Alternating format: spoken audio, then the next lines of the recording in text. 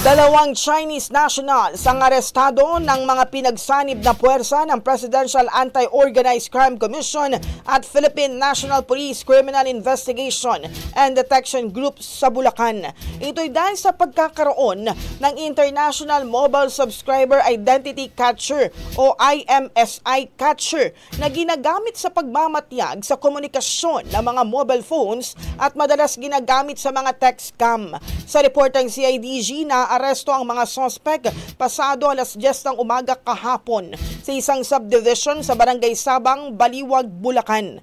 Isa umano itong paglabag sa karapatan ng tao at maituturing ding banta sa national security. Sa ngayon nasa kustodiya na ng CIDG Bulacan Provincial Field Unit ang mga sospek. Nahaharap sila sa reklamong paglabag sa Republic Act 10175 o Cybercrime Prevention Act of 2012. Ang bahaging ito ay hatid sa atin ng Maxan Mangosteen Santon Coffee. Max Healthy, Max Sarap.